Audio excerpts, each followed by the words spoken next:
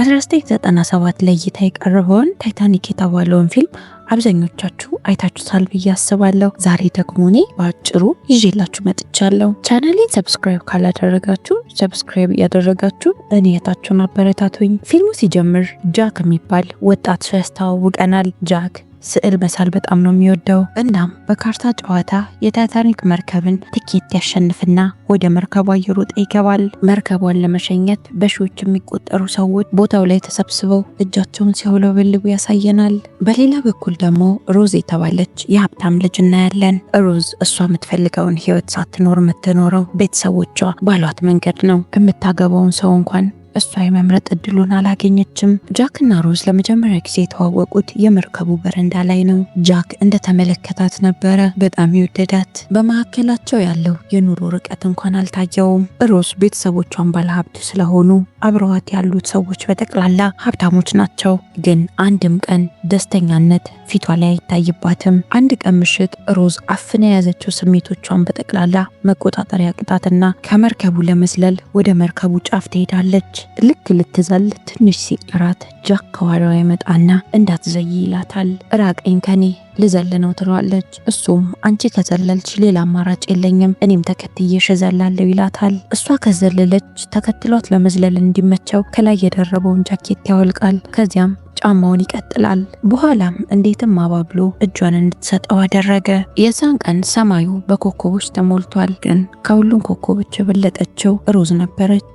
ሮዝ ፊቷን አዙራ ወደ መርከቡ ልትመለስ ስትል ያሟለጫትና ወድቃ ነበረ። ጃክ ባለ በሌላ አቅሙ ጎትቶ መልሶ ህይወቷን ያተርፈዋል። ከትንሽ ቆይታ በኋላ የሮዝ እጮኛ ካል ቦታው ላይ ይመጣና የተፈጠረውን ነገር ሲሰማ ጃክን ያመሰግነዋል። ይሄ ብቻ አይደለም፣ እራት ይጋብዘዋል። ምሽት ላይ ካል ሮዝን ለማረጋጋትና ለማስደሰት ብሎ ስጦታ ይሰጣታል። የሰጣትም ስጦታ የልብ ቅርጽ ያለው የዳይመንድ የአንገት ሐብል ነው። ሮዝ ግን አልወደደችውም። የሚቀጥለው ቀን ሮዝ ጃክን ታገኘዋለች ልታመሰግነው። ጃክም ስለ ህይወቱ ይነግራታል፣ ስለ ድህነቱ፣ ስላሳለፋቸው ብዙ መከራዎች። እናም የሳላቸውን ስዕሎች ትመለከታቸዋለች። ስዕሎቹ ላይ የጃክ ነጻነት በደንብ ይታያል። ሮዝም በጃክ ነጻነት በጣም ነበር የቀናቸው። በዚህ መሃል የሮዝ እናት ከጓደኞቿ ጋር ሆና ጃክና ሮዝን ታገኛቸዋለች።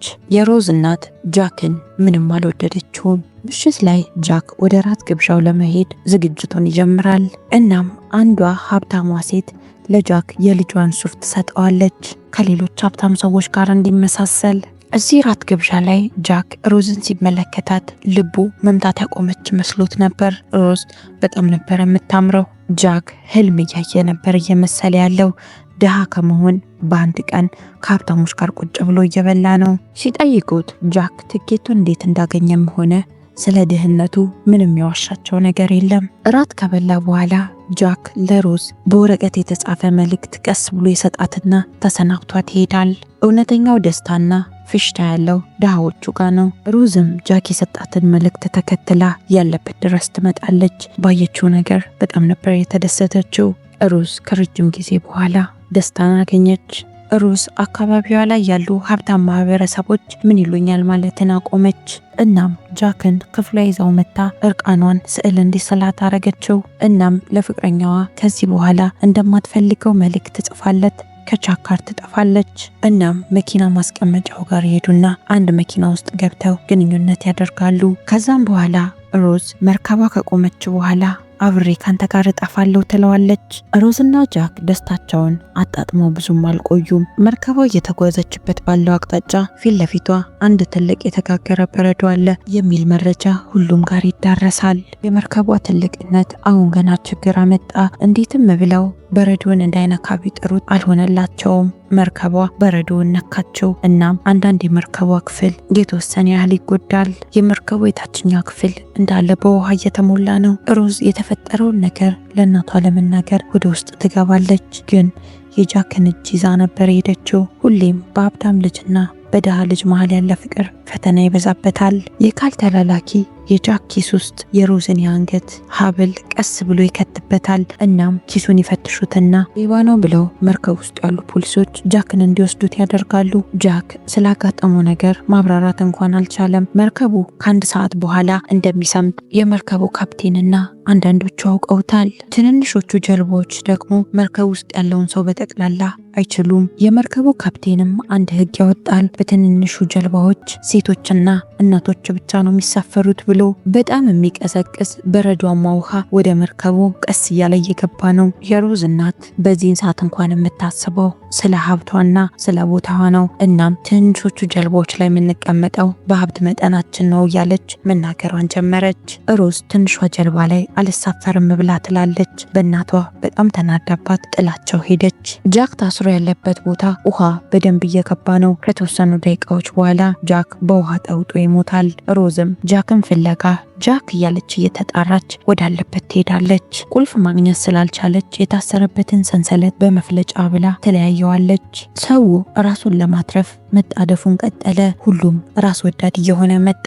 የመርከቡ ሰራተኞች ለሁሉም ሰው መንሳፈፊያ እየሰጡ ነው። አንዳንዶቹ ሞትን አሜን ብለው ተቀብለዋል። የመርከቧ ዋናው ካፕቴን ሞትን አሜን ብሎ ተቀብሎ ከመርከቧ ጋር አብሮ ለመስመጥ ራሱን አሳልፎ ሰጥቷል። ሙዚቀኞቹ ጀልባ ውስጥ ያሉትን ሰዎች ለማጽናናት በማሰብ ሙዚቃቸውን ቀጠሉ። ከድሃዎቹ መካከል አንድ እናት እንደምትሞት ስላወቀች ብዙም መልፋት አልፈለገችም። ከልጆቿ ጋር አብራ መሞትን መረጠች። ሁለት አብረው ያረጁ ባልና ሚስቶችም ውሃ ወደ እነሱ ክፍል ሲገባ ተቃቅፈው አሜን ብለው ተቀበሉት። ሮዝ ትንሿ ጀልባ ላይ ውጪ ስትባል እምቢ ያለች። ጃክን ጥዬ ወዴትም አልሄድም እያለች ነው። ካልም አንቺ በዚህኛው ጀልባ ላይ ከወጣሽ ጃክ ከኔ ጋር በሚቀጥለው ጀልባ ላይ ይወጣል፣ ምንም አታስቢ ይላታል። እሷም እሱን አምና ትሳፈራለች። ሮዝ ከጃክ እየራቀች በመጣች ቁጥር ምንም እየቻለች አይደለም። እናም እምቢ ብላ ተመልሳ ወደ መርከቡ ትዘላለች። በትውውቅ ቀናቶችን ያሳለፉ ሳይሆን አመታቶችን አብረው የቆዩ ነው የሚመስለው። ጃክም እየሮጠ ይሄድና ሮዝን ያቅፋታል። ይሄም ሁኔታቸው የሮዝን የቀድሞ እጮኛ በጣም እያናደደ መጣ። እናም ጃክን ለመግደል ይወስንና የያዘውን ሽጉጥ አውጥቶ ይተኩሳል። እነሱም አማራጭ ስለሌላቸው ለማምለጥ ብለው ውሃ ወዳለበት ክፍል ወደ ታች ይወርዳሉ። ካልም ህይወቱን ለማትረፍ ትንሿ ጀርባ ላይ እንዲሳፈር እዛ ቆሞ ለሚያሳፍረው ሰው ገንዘብ ይሰጣል። ሰውየውም ገንዘቡን ፊቱ ላይ ነበር የወረወረበት። ይህም የጀልባው ሰራተኛ በስህተት አንድ ሰው ተኩሶ ስለገደለ በንዴት ተኩሶ ራሱንም ይገላል። ካል ህይወቱን ለማትረፍ የተቻለውን ያረጋል። አንድ ህጻን ልጅ ዝም ብላ ስታለቅስ ያገኛትና አቅፏት እኔ ከልጄ ጋር አብሬ መሆን አለብኝ ጀልባው ላይ ሲል ሰውየው ምን ማድረግ ስላልቻለ ለካል ቦታ ይሰጠዋል ትንሿ ጀልባ ላይ። አሁን ላይ የጀልባው ግማሽ ክፍል ወደ ውቅያኖሱ ገብቷል። ሰው መዋኘት ቢችል እንኳን የውሃው ቅዝቃዜ የሰው ልጅን ወደ በረዶነት ይቀይራል። ሮዝና ጃክም እንደ ሌሎቹ ውሃ ውስጥ ናቸው ያሉት። አብረው ሆነው ራሳቸውን ለማትረፍ እየተጣጣሩ ነው። እናም አንድ የሚንሳፈፍ እንጨት ያገኛሉ። ግን አንድ ሰው ብቻ ነው የሚችለው። ጃክም ሮዝን እንጨቱ ላይ እንድትወጣ ያደርጋትና እሱ ውሃ ውስጥ ይቆያል። በውሃው ቅዝቃዜ ምክንያት ድምጻቸው እያነሰ መጣ። በዚህ መሃል አንድ ነገር ቃል ይግባባሉ። ሮዝ ተስፋ እንዳትቆርጥና ሁሌም ደስተኛ ሆና እንድትኖር። ከሰዓታት በኋላ አንድ ትንሽዬ ጀልባ የተረፈ ሰው ካለ ለማገዝ ወደ ቦታው ይመጣሉ።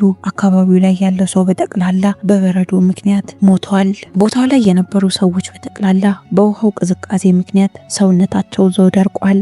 ሮዝ ከጀልባዋ የሚመጣውን ብርሃን ስታይ ጃክን ልታነቃው ትሞክራለች። ጃክ ሞቷል። ሮዝም አይኗ እያየ የምትወደውን ሰው አጣችው። እናም ለጃክ እኖራለሁ ብላ ቃል ስለገባችለት እንዴትም አቅሟን አሰባስባ እርዳታ ለመጥራት ትሞክራለች።